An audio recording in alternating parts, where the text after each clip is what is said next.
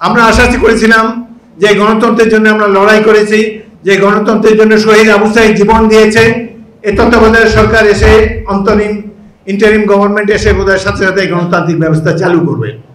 কিন্তু তারা নির্বাচন দিতে খালি গড়িমসি করে। এক ধরনের দল আছে বাংলাদেশে 35টা রাজনৈতিক দল, অনেকগুলার মানে হুন্ডা পার্টি, হাজব্যান্ড আর ওয়াইফ আছে, আর কেউ নেই। দুই একটা আছে সিএনজি পার্টি, 3 জন বসতে পারে, হাজব্যান্ড ওয়াইফ আর পোলা একটা আছে, এই 3 জনে মিলে তাদের দল। এরা এসে খালি ভাষণ দেয়, সংস্কারের কথা বলে, এটা বলে ওইটা বলে। এই সমাজ কমিটিতে আমি একজন নেতাকে জানি, আমাদের দল ভুক্তে আর কি, বিয়ে দিয়ে দেয়, সে তার ওয়াইফকে নিয়ে আসে, দলে আর কোনো লোক নাই। কিন্তু যাই হোক, এখন ভালো, তারা তো অন্তত সৎ পথে আছে। এরা নানান রকমের বুদ্ধি দেয়। এটা দেখা যারা উপদেষ্টা হচ্ছে তারা কিছু কিছু মনে করেন উপদেষ্টা তো অনেক আরাম, ইলেকট্রিসিটি ফ্রি, সব কিছু ফ্রি, গাড়ি নিয়ে আসে, নিয়ে আসে, টাকা পয়সা বানাইতে চাইলে সেখানেও সুযোগ আছে। ছাত্র 2টাকে বানাইছে, তাদের সম্বন্ধে এরা অনেক সংগ্রাম করেছে, কিন্তু তাদেরও দ্রুত তারা আত্মসমর্পণ করেছে দুর্নীতির কাছে। এরা তো আমাদের নাতির বয়সী। এই দলটা উঠুক, আমরা চাই এই দলটা, যেহেতু তারা তরুণ, আস্তে আস্তে প্র্যাকটিস করুক। ধীরে ধীরে একসময় তারা রাজনীতিতে বয়স হলে নাবালক কাটিয়ে সাবালক উপনীত হয়ে তারা আবার সরকার গঠন করতেও পারে এক সময়। আমাদের শুভকামনা থাকলো। বাট এত আগে বিএনপির সিনিয়র নেতাদের গালাগালি করার কোনো দরকার নেই। It doesn't look nice. প্রত্যেক রাজনৈতিক দলের প্রতি আমার শুভকামনা রইল। কোনো রাজনৈতিক দলের প্রতি বিএনপির বিদ্বেষ নেই। আমরা তো বড় ভাইরে ভাই, সবচেয়ে বড় রাজনৈতিক দল। এনসিপি হলো আমাদের ছেলে নাতিদের বয়সী, কারো বিরুদ্ধে আমাদের কোনো অভিযোগ নাই। তাদের সুন্দর উজ্জ্বল ভবিষ্যৎ আমি কামনা করি। আশা করব এখন বর্তমান সিচুয়েশন হলো যে আমাদের প্রধান উপদেষ্টা জনাব প্রফেসর মোহাম্মদ ইউনূস, দেশগত বিখ্যাত, জগৎ বিখ্যাত ব্যক্তি, ভালো মানুষ। তার প্রথমে ইচ্ছা ছিল না, এখন তিনি নির্বাচন দিতে চান। লন্ডনে আমাদের নেতার সাথে বৈঠক করেছেন, তারপরে তিনি ওপেন হয়েছেন, নির্বাচন দিতে চান। কিছু কিছু উপদেষ্টা আবার তাকে ভুল বুঝায়। ছাত্ররা তো আছে যে আমরা একটু সাবালক হইলে আমরা কমিটি করতে পারি না, কেন এটা করতে পারি না, এখনও তাদের রেজিস্ট্রেশনই হয় নাই, তো তোরা কীভাবে ক্ষমতায় যাবি রে ভাই? Give us some time.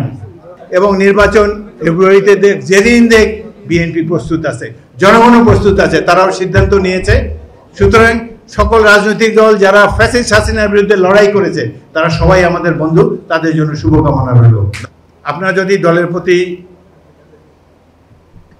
অনুরক্ত থাকেন, আপনারা যদি ঐক্যবদ্ধ থাকেন, ইনশাআল্লাহ বিএনপি রাষ্ট্র ক্ষমতায় যাবে এবং জিয়া রহমানের স্বপ্নকে, স্বাধীন বাংলাদেশ, গণতান্ত্রিক বাংলাদেশ নির্মাণের জন্য আমরা সর্বশক্তি নিয়োগ করব। এই জীবনে কঠিন সময় গিয়েছে গত 17 বছর। এখন অনেকেই দাবিদার অগাস্ট বিপ্লব বা অভ্যুত্থান ইত্যাদির, কিন্তু আমি তো জানি বিএনপি নেতা কর্মীরা 16-17 বছর অক্লান্ত পরিশ্রম করেছে, জেল, জুলুম, হত্যা, গুম ইত্যাদির শিকার হয়েছে। আওয়ামী লীগের মতো একটা নির্মম দল পৃথিবীর ইতিহাসে আসে নাই। তারা হিটলারের নাৎসি পার্টিকেও হার মানিয়েছে অত্যাচার, নির্যাতন, বিরোধী দলকে দমন করার ক্ষেত্রে। সেই জন্যেই আমরা যত চেষ্টা করেছি, তারা পুলিশ বাহিনী, সেনাবাহিনী, বিভিন্ন বাহিনীকে ব্যবহার করে সমানে নরহত্যা করে তাদের গদিকে টিকিয়ে রেখেছে। জাতিসংঘ মানবাধিকার কমিশন সারা বিশ্বব্যাপী তাদের রিপোর্টে প্রকাশ করেছে যে এই মাফিয়া নেত্রী ফ্যাসিস্ট শেখ হাসিনার নিজস্ব ব্যক্তিগত নির্দেশে হাজার হাজার মানুষকে হত্যা করা হয়েছে। এমনকি হেলিকপ্টার থেকে গুলি করে শিশুদেরকে হত্যা করেছে।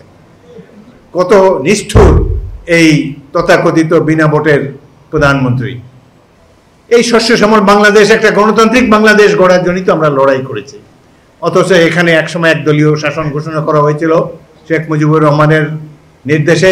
পরবর্তীকাল তার কন্যা ইতিহাসের সকল নিষ্ঠুরতার সীমা অতিক্রম করে গিয়েছেন।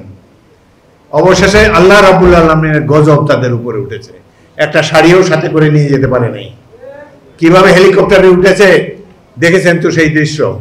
খালি বগলের মধ্যে কিছু ডলার পাউন্ড নিয়ে গেছে, আর আগে যা পাচার করেছে। শেখ পরিবারের একটা সদস্যকেও ধরা পড়ে নাই। সবাইকে তিনি 2 দিন আগে পার করে দিয়েছেন বিদেশে। জাতীয় সংসদে এই শেখ পরিবারের 34 জন এমপি ছিল, তাদের চাকরানিকে পর্যন্ত এমপি বানিয়ে দিয়েছে। যারা একবার ইউনিয়ন পরিষদের চেয়ারম্যান হয়, 1 বছরের মধ্যে তার খড়ের ঘরটা টিনের ঘরে রূপান্তরিত হয়, দ্বিতীয় বছরে একটা বিল্ডিং সেখানে দেখা যায়। আমি তো 6 বারের এমপি, 2 বারের মন্ত্রী, ঢাকা শহরে আমার বাড়ি নাই, বাবার দেওয়া বাড়িতে থাকি। ইচ্ছা করলে তো এগুলো নিতে পারতাম, তো করতে পারতাম। তো এই যে 1 বছর পার হলো, 1 বছর এখন তো আর আওয়ামী লীগ নাই।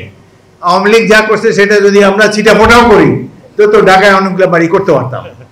আওয়ামী লীগের একজন প্রতিমন্ত্রী, ভূমি প্রতিমন্ত্রী, ও লন্ডনে 360টা বাড়ি আছে। এই 360টা বাড়িতে কি করে?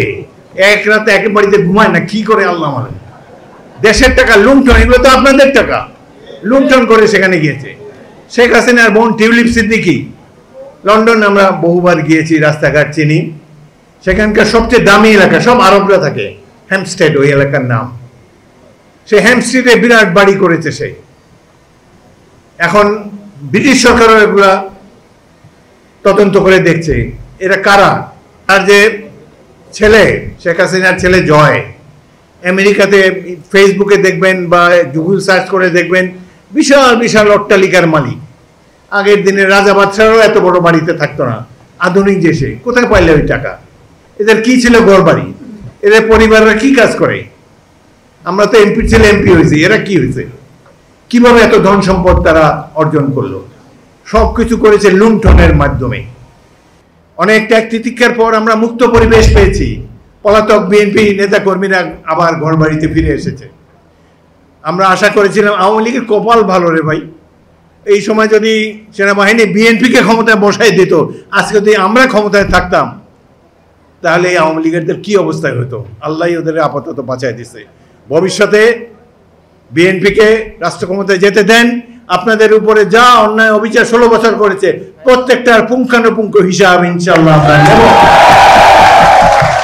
আর আওয়ামী লীগের লোকের সাথে কোনো দোস্তি করবেন না। নিজেদের কর্মী ভালো মন্দ হোক, তাকে বুকে আগলে রাখেন, তার সাথে চলাফেরা করবেন। সালিশ বিচার সবকিছুতে আপনারা নিজেরা থাকেন। অন্যায়কারী আওয়ামী লীগ জালেম, তাদেরকে কোনো রকম প্রশ্রয় দিবেন না দলের মধ্যে।